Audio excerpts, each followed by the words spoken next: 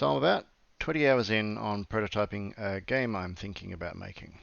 So I love Homeworld, I love Descent Free Space, games like them, but the strategy element is always uh, made more difficult by the interface because it is hard to map accurately a fully three-dimensional play space onto a 2D screen.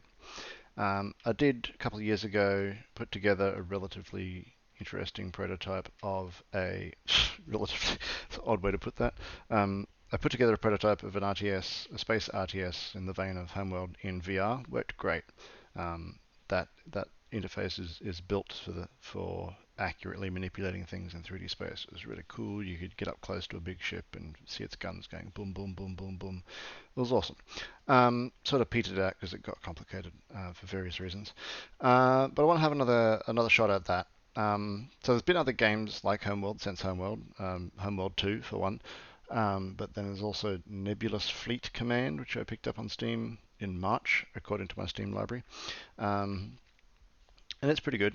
It has its drawbacks, but it is as good an attempt at that stuff as I've ever seen.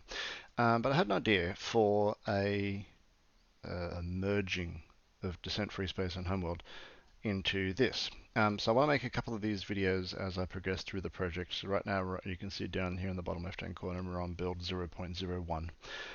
So I want to make one of these videos, they'll be generally much shorter than this one, that show what I've added since the last video. So right now you can see we've got a skybox, a bunch of spheres, and 3 ships. The ships have some buttons up here, and then we have preview turn and commit turn. So the general thrust of it is you control these ships in first person. So you press a button and you're in a ship. You're embodied in the ship. And you can press R to start recording that ship's motions for this turn. And you can press escape to go back to the command view, and now that ship 1 is green because it has recorded its actions for this turn. And so you can play, and then you can see the actions you just recorded playing out for that turn. So now I'll do ship 2, and I'll ominously encircle this inert sphere.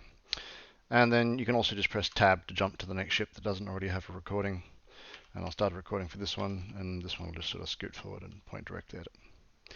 So we go back to the command view, and then we can play the recording. And each one of these ships is being recorded, is replaying motions that I just made. And if you're not happy with one of them, you can go back to that ship and you can restart the recording for just that. Whoa, I bonked into it. Definitely not happy with that one. I want to menace it from the top now. And then let's see how that looks. Play that back. Yeah, that's much better. Getting this sort of multi-angle approach on this sphere. So that's the gist of it. So you can replay it as many times as you like until you're happy with that turn for each of those units. And then the preview turn is the same as just pressing the R button that I've been pressing for the purpose of this. So once you're happy with your turn, you can hit commit turn. That's it, and now you're starting your next turn. So you can go back into your ships and record another set of actions for each ship. And anything that hasn't got an order just stays inert. That's about it. That's the gist of it. So I'm right now doing stuff like making sure that when you unpause and you haven't given an order, the ship gets the momentum and rotational inertia that it had when it finished its previous turn. Right now, inertia is just thrown away at the end of the recording, but by rights it should carry it through, and I'm adding some weapons.